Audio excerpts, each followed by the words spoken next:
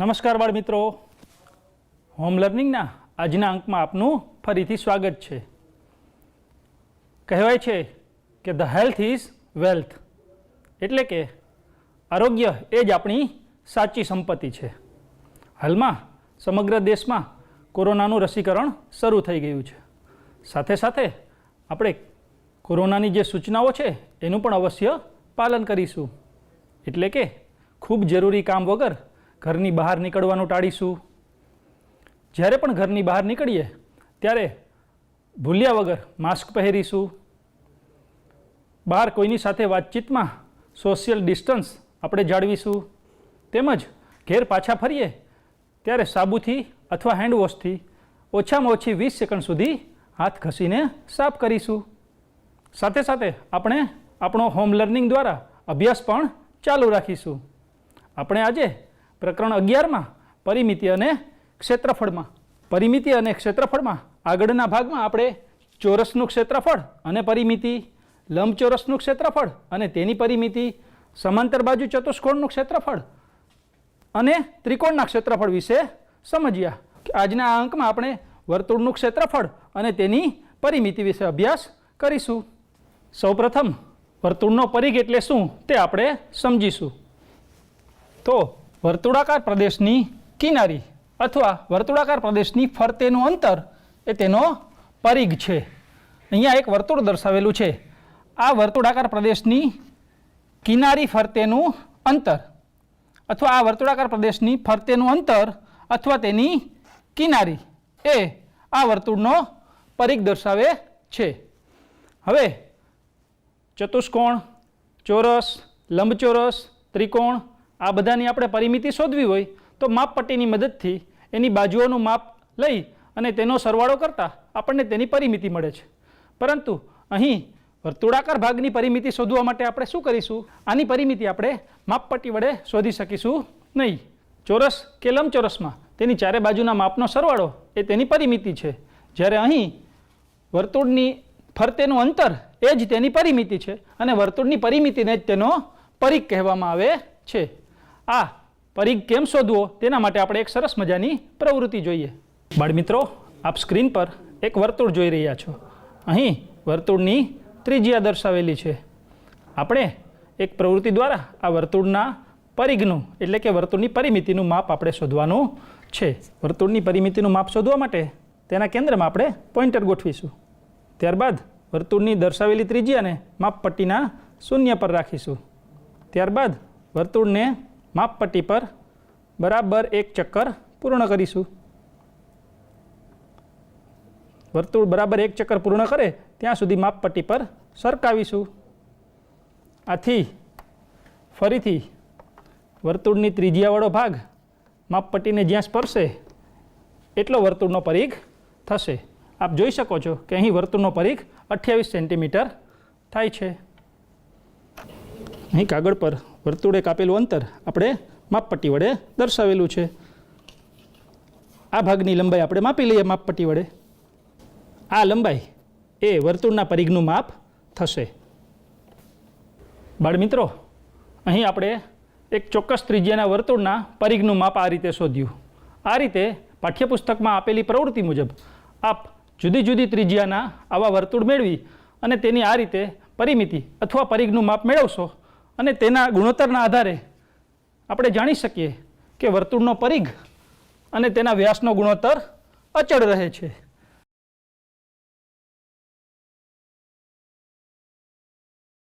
કોઈ પણ ચોરસ અથવા લંબચોરસ આકારની પરિમિતિ શોધવા માટે આપણને ખ્યાલ છે કે આપણે તેની બધી જ બાજુઓનું માપ લઈએ છીએ. પણ વિચારો કે કોઈ વર્તુળાકાર પદાર્થ હોય તો તેનો આપણે પરિમિતિ અથવા તો તેની કોર છે તેને આપણે કેવી રીતે માપશું? અહીં એક 500 રૂપિયાની નોટ આપેલી છે. તેને આપણે માપપટ્ટીની મદદથી માપી શકશું. પરંતુ અહીં એક સિક્કો આપેલો છે, તેને આપણે માપપટ્ટીની મદદથી માપી શકીએ નહીં. તો આ સિક્કાની પરિમિતિ અથવા તો કોર માપવા માટે આપણે શું કરીશું?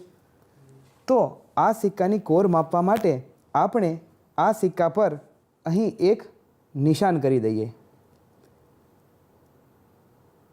આ નિશાન આપણે માપપટ્ટી પર 0 પાસે ગોઠવીએ. હવે આ સિક્કાને આપણે ફેરવતા જઈએ અને માપપટ્ટી પર આગળ તરફ તેમને ફેરવીએ. તો ફરી વખત જ્યારે આ સિક્કો ફરીને એ જ બિંદુ ફરી વખત માપપટ્ટી પાસે આવે તેને આપણે નોંધી દઈએ. તો અહીં આપણે આ સિક્કાની કોરનું માપ લીધેલું છે. તો આ માપને વર્તુળનો પરિઘ કહેવામાં આવે છે. તો અહીં આપણે વર્તુળાકાર પ્રદેશની કિનારી, આ કિનારીને આપણે માપી, આ કિનારીને આ વર્તુળનો પરિઘ કહેવામાં આવે છે. અહીં એક ઢાળ પર એક ચક્ર મૂકેલું છે. આ ચક્રને આપણે નીચે ગબડાવીએ તે પહેલાં તેના પર એક રેખા બનાવીને તે નિશાન નોંધી લઈએ. હવે જ્યારે આ ચક્ર છે તે નીચે તરફ ગબડશે ત્યારે તેને આપણે નોંધી લઈએ કે ફરી વખત એ નિશાન કઈ જગ્યાએ આવે છે. તો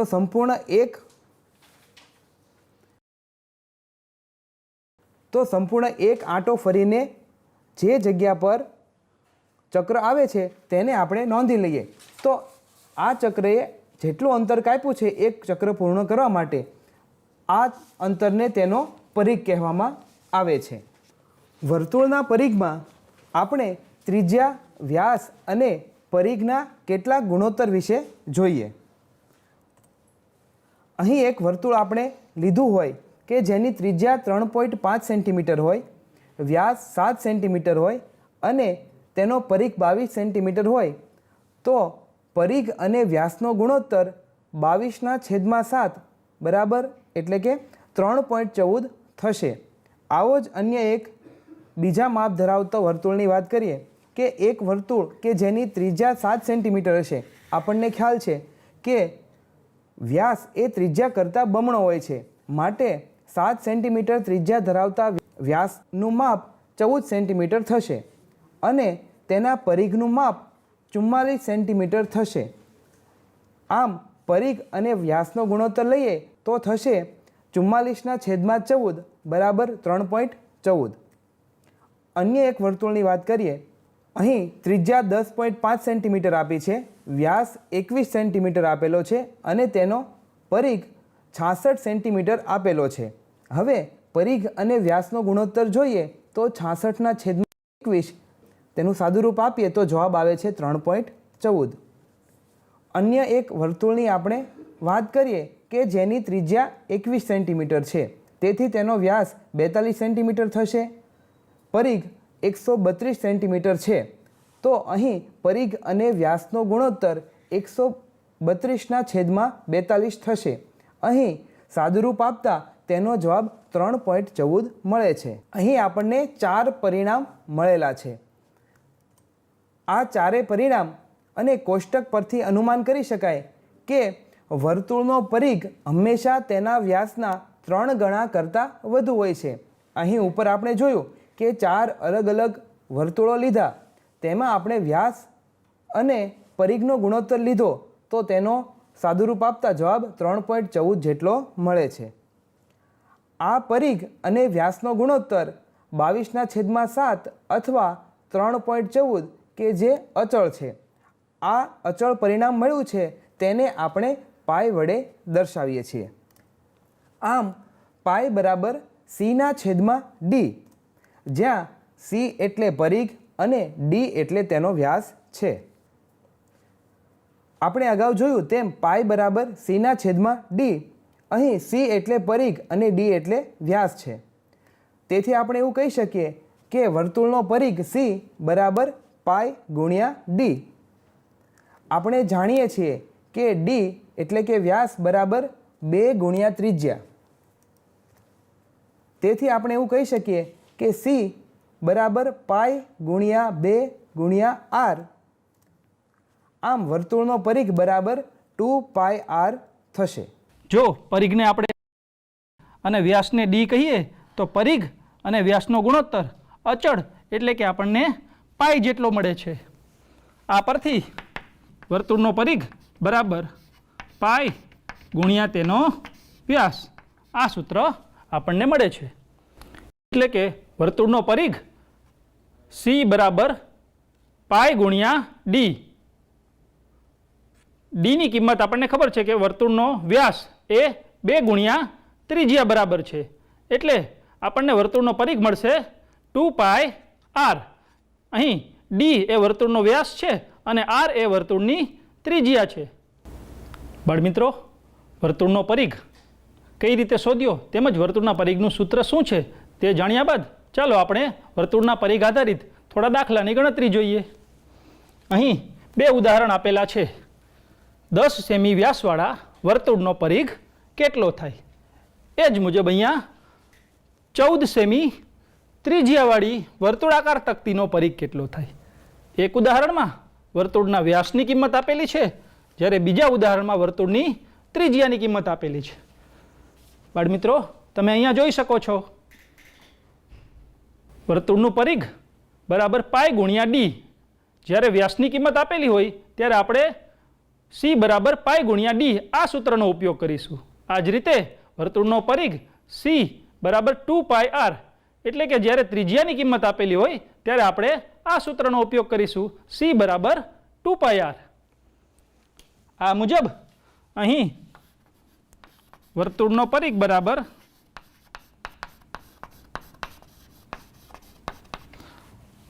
અહીં વર્તુળનો વ્યાસ આપેલો છે, માટે આપણે વર્તુળનો પરિઘ બરાબર પાઈ ગુણ્યા ડી એટલે કે વર્તુળનો વ્યાસ આ સૂત્રનો ઉપયોગ કરીશું. પાઈની કિંમત 3.14 અને વર્તુળનો વ્યાસ ડીની કિંમત છે 10 સેન્ટીમીટર.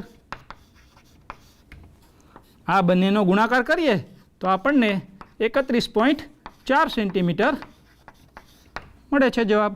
માટે આપણે કહી શકીએ કે વર્તુળનો પરિઘ 31.4 સેન્ટીમીટર થશે. આ મુજબ અહીં બીજા ઉદાહરણમાં જોઈએ. અહીં વર્તુળની ત્રિજ્યા આપેલી છે, તો વર્તુળનો પરિઘ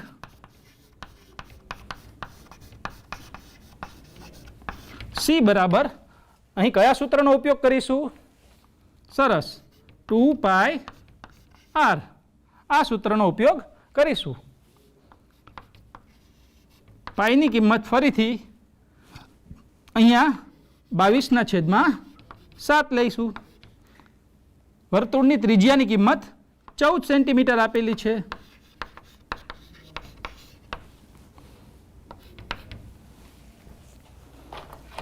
અહીં 7 અને 14નો છેદ ઉડાડીશું તો 7 2 14 એટલે આપણને મળશે 2 ગુણ્યા 22 ગુણ્યા 2 સેમી. આનો ગુણાકાર કરીશું એટલે આપણને મળશે 88 સેન્ટીમીટર. એટલે કહી શકીએ કે આપેલ વર્તુળનો પરિઘ 88 સેન્ટીમીટર થશે. બાળમિત્રો, તમને થતું હશે કે અહીં પાઈની કિંમત આપણે 3.14 મૂકેલી છે, જ્યારે અહીં પાઈ બરાબર આપણે 22/7 આપેલું છે. તો આપણે એ સ્પષ્ટ કરીશું કે જ્યારે પાઈની કિંમત રકમની અંદર તમને 3.14 લેવાનું દર્શાવેલું હોય ત્યારે આપણે પાઈની જગ્યાએ 3.14 મૂકીશું, અને રકમમાં પાઈની કિંમત વિશે કોઈ સ્પષ્ટતા ન કરેલી હોય ત્યારે આપણે પાઈની કિંમત 22/7 લઈશું. બાળમિત્રો, વર્તુળનો પરિઘ કઈ રીતે શોધો તે આપણે એક પ્રવૃત્તિ દ્વારા જોયું. આ જ રીતે વર્તુળનું ક્ષેત્રફળ એનું સૂત્ર શું છે એ પણ આપણે એક પ્રવૃત્તિ દ્વારા જાણીએ. બાળમિત્રો, આપ ટીવીની સ્ક્રીન પર એક વર્તુળ જોઈ રહ્યા છો. અહીં વર્તુળને મેં 2 જુદા જુદા રંગમાં વિભાજિત કરેલું છે. આ બંને રંગને ફરીથી આપણે આ રીતે 8 ચોક્કસ ભાગમાં વિભાજિત કરીશું. ત્યારબાદ એ દરેક ભાગને કાતરની મદદથી આપણે અલગ કરી લઈશું.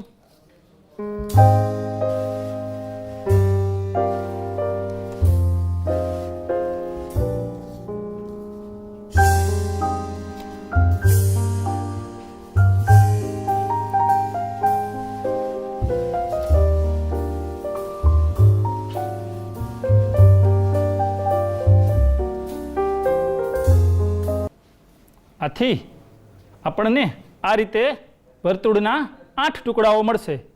આ 8 ટુકડાઓને આપણે એક પછી એક આ રીતે ગોઠવીશું।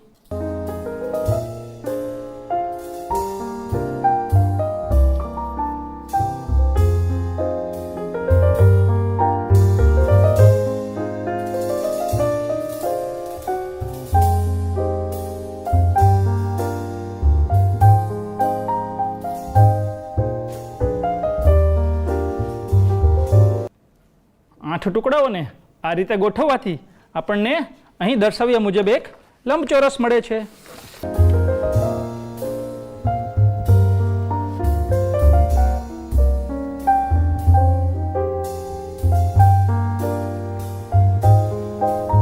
અહીં આપણે જોઈ શકીએ છીએ કે આ લંબચોરસની લંબાઈ એ વર્તુળનો અર્ધ પરિઘ થશે, કારણ કે આપણે વર્તુળાકાર ભાગના 8 ટુકડા કરેલા છે, જેમાંથી 4 ટુકડા આ તરફ ગોઠવેલા છે અને 4 ટુકડા સામેની તરફ ગોઠવેલા છે। એટલે વર્તુળને 2 ભાગમાં વિભાજિત કરી તેના અડધા પરિઘને આ બાજુ ગોઠવેલો છે અને અડધો પરિઘ આ બાજુ ગોઠવાય છે, એટલે લંબચોરસની લંબાઈ એ વર્તુળના અર્ધ પરિઘ બરાબર થશે। આ જ રીતે લંબચોરસની પહોળાઈ વિશે શું કહી શકાશે? ખૂબ સરસ, લંબચોરસની પહોળાઈ એ વર્તુળની ત્રિજ્યા બને છે। તો આ ગોઠવણીના આધારે આપણે લંબચોરસના ક્ષેત્રફળના સૂત્ર પરથી વર્તુળના ક્ષેત્રફળનું સૂત્ર મેળવી શકીએ।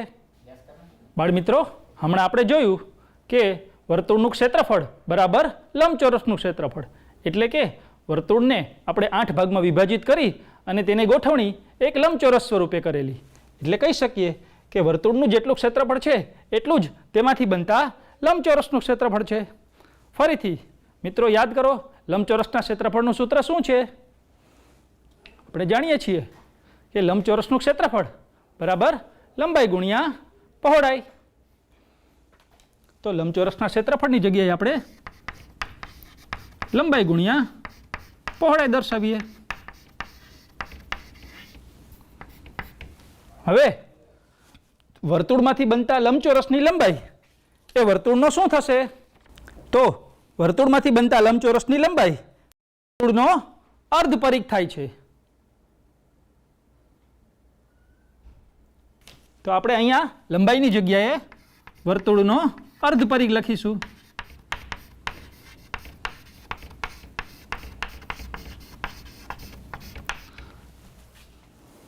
ફરીથી વર્તુળમાંથી આપણે જે લંબચોરસ બનાવેલો છે એ લંબચોરસની પહોળાઈ એટલે વર્તુળની ત્રિજ્યા બને છે।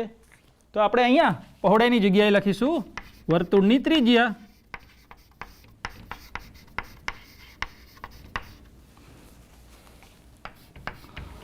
બાળમિત્રો, આપણે વર્તુળના પરિઘનું સૂત્ર જાણીએ છીએ। અહીંયા અર્ધ પરિઘ લેવાનો છે, એટલે સૌપ્રથમ આપણે 1/2 વડે ગુણીશું। ત્યારબાદ વર્તુળના પરિઘનું સૂત્ર શું છે? ફરીથી વર્તુળનો પરિઘ બરાબર 2πr અથવા વર્તુળનો પરિઘ બરાબર પાઈ ગુણ્યા ડી, જ્યાં ડી ની કિંમત 2r મૂકીએ એટલે વર્તુળનો પરિઘ આપણને મળશે 2πr। તો અહીંયા વર્તુળના પરિઘની જગ્યાએ આપણે લખીશું 2πr એને ગુણ્યા વર્તુળની ત્રિજ્યા આપણે r લીધેલી છે।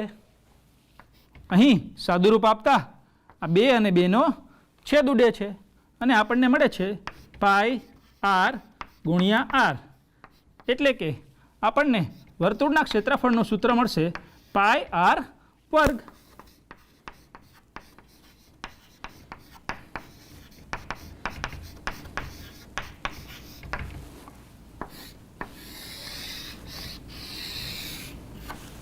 બાળમિત્રો, વર્તુળનું ક્ષેત્રફળ આપણે શોધ્યું। હવે આ વર્તુળના ક્ષેત્રફળ આધારિત દાખલાની ગણતરી જોઈએ। એક વર્તુળાકાર ભાગનો વ્યાસ 9.8 મીટર આપેલો છે અને આપણે તેનું ક્ષેત્રફળ શોધવાનું છે। અહીં વર્તુળનો વ્યાસ 9.8 મીટર આપેલો છે અને આપણે વર્તુળનું ક્ષેત્રફળ શોધવાનું છે। મિત્રો, ફરીથી વર્તુળના ક્ષેત્રફળનું સૂત્ર શું છે? તો વર્તુળનું ક્ષેત્રફળ બરાબર πr નો વર્ગ આપણે જાણીએ છીએ, પરંતુ અહીં આપણને વર્તુળની ત્રિજ્યાની કિંમત આપેલી નથી, પરંતુ વર્તુળના વ્યાસની કિંમત આપેલી છે। આપણે સૌપ્રથમ વર્તુળના વ્યાસ પરથી તેની ત્રિજ્યાની ગણતરી કરીશું, ત્યારબાદ વર્તુળના ક્ષેત્રફળમાં આ ત્રિજ્યાની કિંમત મૂકી અને ક્ષેત્રફળની ગણતરી કરીશું।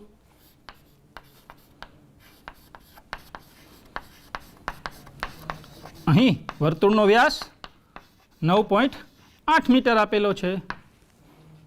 હવે વર્તુળનો વ્યાસ બરાબર 2 ગુણ્યા ત્રિજ્યા. તેથી વર્તુળની ત્રિજ્યા r બરાબર 9.8 મીટર છેદમાં 2, જેથી આપણને ત્રિજ્યાનું માપ મળશે 4.9 મીટર.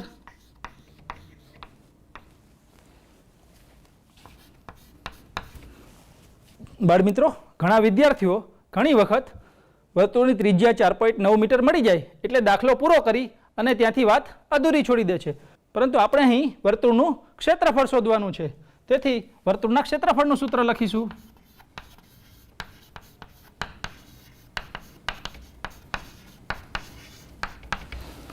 ફરીથી વર્તુળનું ક્ષેત્રફળ બરાબર પાઈ ગુણ્યા r નો વર્ગ. તો અહીં વર્તુળનું ક્ષેત્રફળ આપણે લખીએ પાઈ ગુણ્યા r નો વર્ગ. પાઈની કિંમત 22/7. અહીં ત્રિજ્યા આપણને 4.9 મીટર મળેલી છે, જે અહીંયા મૂકીશું. અહીં r નો વર્ગ છે એટલે 4.9 આપણે 2 વખત લખીશું. આ બાબતનું આપણે સાદું રૂપ આપીએ. 22/7 અહીં 4.9 એટલે 49/10 એમ 2 વખત થશે. ત્યાર પછી 49 અને 7 નો છેદ ઉડાડીએ એટલે 7 7 49, એટલે આપણને મળશે 22/7 × 49 છેદમાં 10/10. આ બાબતનું સાદુરૂપ આપીશું એટલે આપણને મળશે 7546 છેદમાં 100, એટલે કે 75.46 ચોરસ મીટર. આથી આપણે કહી શકીએ કે વર્તુળનું ક્ષેત્રફળ 75.46 ચોરસ મીટર મળે છે. જોયું ને બાળમિત્રો, છે ને ખૂબ જ સહેલું. આજના આ અંકમાં આપણે વર્તુળનો પરિઘ અને વર્તુળના ક્ષેત્રફળના સૂત્રની તારવણી કરી, તેમજ વર્તુળના ક્ષેત્રફળ આધારિત દાખલાની ગણતરી કરી.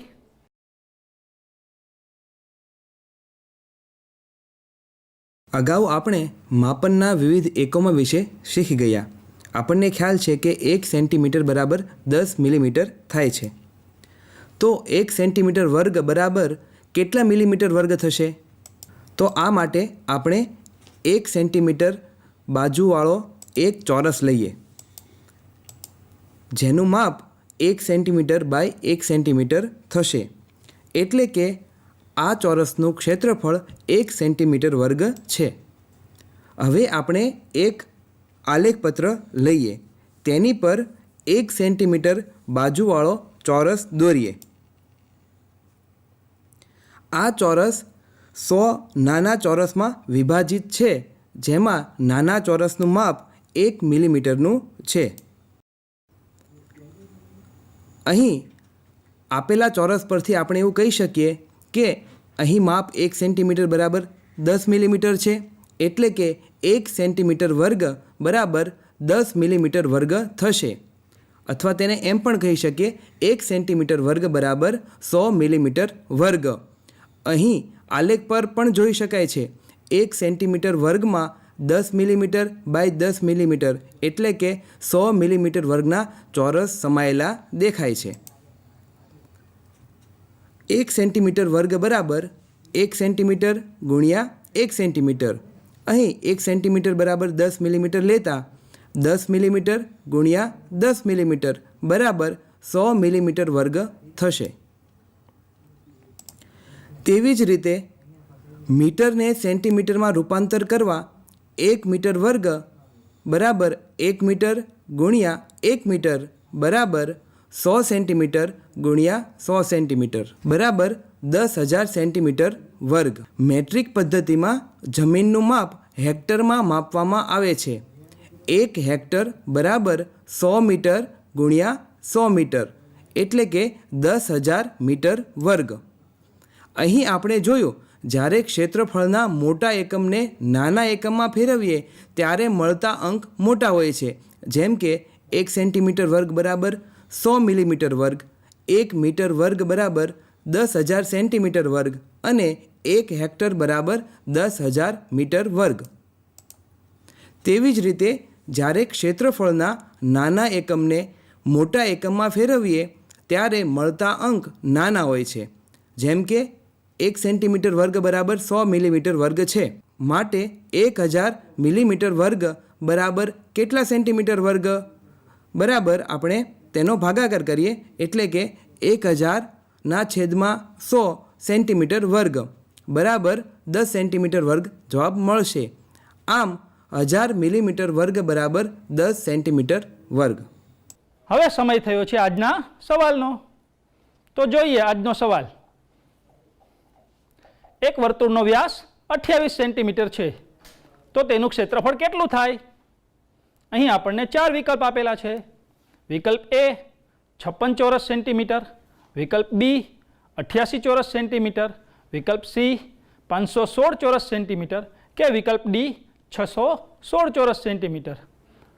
ગણતરી કરી અને આપનો જવાબ ટોલ ફ્રી નંબર 6 3 5 7 3 9 9 4 7 0 પર જણાવશો. આવજો.